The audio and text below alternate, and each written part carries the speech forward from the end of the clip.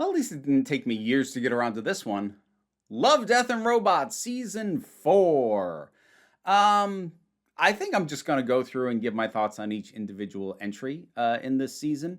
It definitely is not as overall a downer as the previous season felt like. This one felt like a little bit more of a mix of tones, which I appreciate.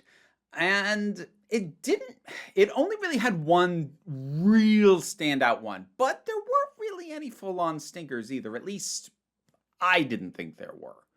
So we're just going to go through them. So first up, there was Close Encounters of the Mini Kind. This is done in the exact same style as, what was it, Night of the Mini Dead, and it is just as funny and just as fast-paced, ridiculous, spoofy, tropey. It was a good time. It was exactly what I thought based on the title, and I enjoyed it. Next up was Spider Rose, which seems to be one that people really like, and I think it's nominated for an Emmy. It's visually amazing, for sure. It is set in the same universe as The Swarm from last season, and kind of has a similar thing going on, which is that it's visually gorgeous. It's a pretty interesting situation and world that feels like it wants to be longer and bigger than it is. You can kind of feel the compression down to fit a runtime that they could afford to do in this animation style. It's solid, but I kind of felt about it the way I feel about most of the ultra realistic, really visually impressive pieces from Love, Death, and Robots, which is very cool. I think I would have preferred if you just had actual actors and then added 10 minutes onto this rather than fully rendering everything and making it more expensive. But anyway, that's me. I'm probably alone in that. After that, it's the one that I think is the best one, which is How Zeke Got Religion. This one is set in a bomber during World War II, and it is Lovecraftian, which is a thing that that cosmic horror thing that I tend to like anyways. But it also reminded me more than a little bit of, I forget the name of the section, but whatever the World War II bomber section was from the movie Heavy Metal, reminded me of that a fair bit, but again, felt, expanded. And it's really good. Like, visually, it's great. The tension's fantastic. The characters are surprisingly well fleshed out for how little they are on the screen. Its overall core message in terms of the titular issue of How Zeke Got Religion, it's well delivered, it's well handled, and it was just a good time. Like, that one was intense in just the best way. That I think was the best one of the season. After that, the other large thing. This was funny. My one main hesitation about this, I appreciate the sense of humor of it. This whole sort of cat bonding with a household appliance thing that it has going on. I appreciate it. I also appreciate how it fits into the lore of certain other shorts that have appeared in the series over time. I really hated the designs of the human beings. Like, I understand they are not people you are meant to like, and like they were deliberately off-putting, but it was so successful that it kind of squicked me out whenever they were on screen. Like, it just made me uncomfortable in a way that wasn't fun. And yeah, I didn't need that. Yeah, that took it down a little bit for me. And unfortunately, because like, it's a valid creative choice. It's just one I didn't like looking at. After that, 400 Boys, traditional 2D animation. Very weird, a little bit trippy, a little bit kind of Attack the Block in terms of the energy, but more surreal and larger scale. And a fun ride. It's the kind of thing that feels like if it had either shifted focus or had more time, it could have really brought some interesting depth and nuance to the story it was doing. It chose to focus on the action and does the action well, but I think that's kind of becoming my running criticism about this show overall, is that, like, look, I don't have a problem with some of the things focusing on action and or even the the high-end tech stuff, but the overall show as a whole seems to have a heavy focus on here's something that's all about the action, or here's something that's all about how realistic we can make these characters look. And I'm like, okay, I know you can do that. Bring me some stuff with some other layers to it. And sometimes they do. Well, no, usually they do. It's just a question of how many, or at least the impression I'm left with of how many. Because, like, sometimes, and possibly even this time, the things that I'm talking about aren't the majority of what's in it, but I'm still left with the impression that it is the majority, either because the other stuff is not particularly memorable or just because the repetition makes this sort of stuff stick in my head. But again, for what it is, it's pretty solid. The Screaming of the Tyrannosaur. Now, this one had a little bit of controversy around it because Mr. Beast appears in it, which, you know, I don't love. I mean, I don't know. I spent a long time having no idea what Mr. Beast's deal is. I've kind of absorbed some of it as time has gone on. Nothing about it is anything I like. I have no interest in the guy, and I don't think it's particularly cute to have him cameo. Like, if I didn't find him so off-putting as a personality, and especially as a presence on YouTube where I make my living, the kind of thing that they cast him in, even though he's not an actor, clearly, it is fitting for his persona. So it's not like it was a poorly chosen cameo for the role that they did. It's just that I find him so off-putting, I don't think it was worth it. That having been said, he is a very minor part of this. It unfortunately cuts back to him more than once. I would rather it didn't, but like, he's not the point. And the actual focus of this with these hugely oversized dinosaurs in this gladiatorial arena and this sense of history between some of the characters that are fighting or racing to the death as the thing goes on, it feels like it has a lot of depth to it. And what was interesting about this one versus some of the others I've said, like, they really could use a few more minutes to flesh more of it out. I'm not sure this would have actually benefited from that. It just came down to like little looks and little moments that implied a lot between characters. And for this kind of story, that was enough. I'm not actually sure that this would be better with an expanded runtime, even though it hints at a lot more depth behind it. It's very well balanced in that way. This might be my second favorite, presence of Mr. Beast aside, unfortunately.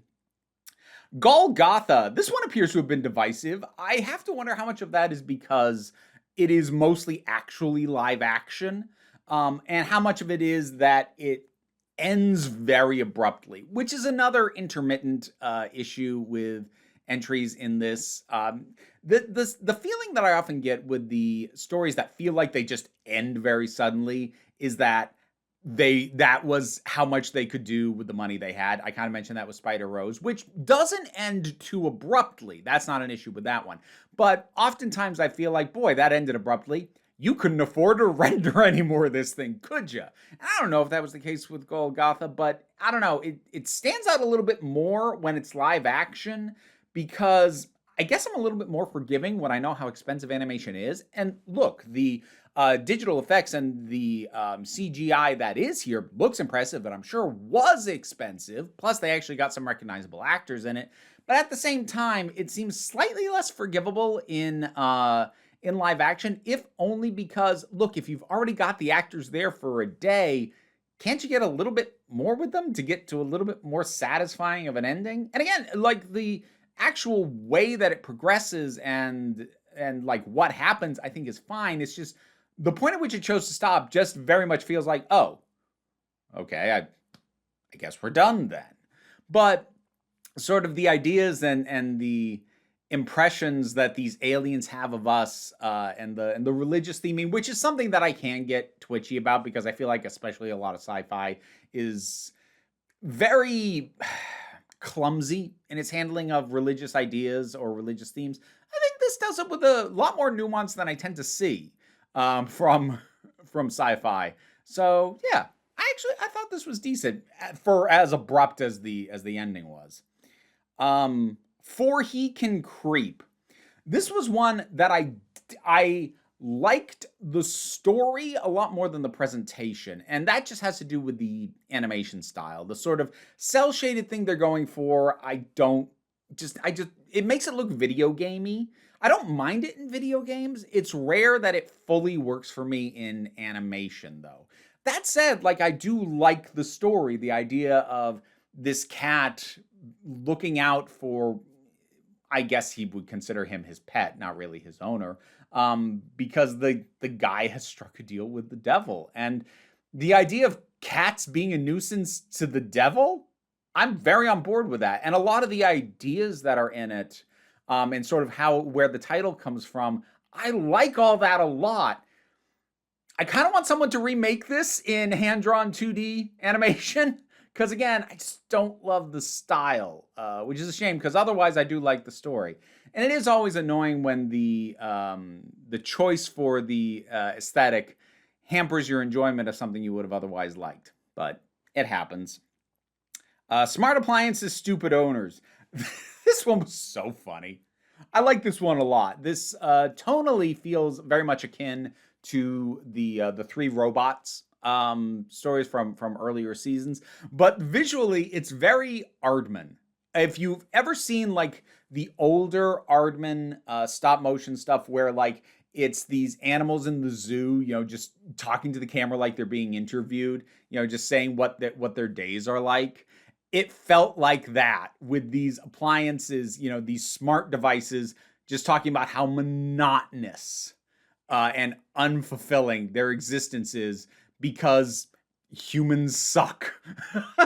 I liked it. I think it was the exact right length for what it was. I really enjoyed this one. I thought this was a lot of fun. There's another one that doesn't seem to have gone over super well with the regular watchers. Again, I think that has to do with the fact that a lot of the fans of this, I think, sort of came in because David Fincher is involved, and they like, I don't mean to generalize about fandoms, but the impression I have of David Fincher fans is they like stuff being super serious, and it feels like they often don't appreciate the funnier stuff. I thought this one was great. Definitely one of the better ones. Oh, and then Can't Stop, which is just a music video for a Red Hot Chili Peppers thing. Whatever. But it's a pretty solid season. How Zeke Got Religion, definitely the best, but some others that are still pretty good, like Smart Appliances, Stupid People, Close Encounters of the Mini Kind. You know, there were definitely others that I enjoyed, but a fair amount of what's here, like there was a caveat there somewhere, like the ending was too abrupt, or I didn't like the visual style, or this really needed a few more minutes, and you know, that kind of stuff, which again tends to crop up, but I am always going to be glad for as long as this show feels like a weird thing to call it, this collection of sci-fi animated things continues to exist. I want it to continue to exist. And while I generally find more stuff that I'm kind of middling on than I do stuff that I really like, to make the comparison again, but this time not to the movie, but to the magazine, I feel about it the same way I would feel about Heavy Metal Magazine, which is that somewhere in this, there's going to be one great story. It might be a joke throwaway one, or it might be one that gets a lot of emphasis and focus and clearly had a lot of time and effort put into it. But somewhere in this mix, there's going to be one great story that's worth the price of admission. And that's, well, historically been true of heavy metal. I haven't been subscribed for a while to that magazine, but it's also true of this show. And it's what I like out of what is effectively an online animation festival. So yeah, Love, Death, and Robots Season 4. Have you seen it? What was your favorite? What was your least favorite? What do you want to rank the whole bunch? I didn't actually rank them, but I did tell you what one I thought was the best. Whatever your thoughts are, drop something down in the comments. Let's talk about it. Patreon pays the bills and enables me to do this as my living. Even if you can't help me out that way, like, share, subscribe. Those all help as well. Don't worry too much about it, though. We take a relaxed attitude around here, so you can just come on back next time you need a break. And now to thank my highest supporting patrons: Robin Moore, Jared Boyce, Zubin Lutfula, Auntie Kate 808, Mira G, Angry Casperl, Dave Hall, Movie Turtle, Oliver B, Sean Miller, Welsh Wrestling Geeks, Melissa Pedersen, Mary Mello, Becky Sparks, Loki Eris, Tracy Scrabbit, Pal Barabajoggle, and Sir Didymus is my favorite. Don't worry, the rats are all fine, but my rat wrangler is not here right now, and I thought we could have Archie say hi. or not.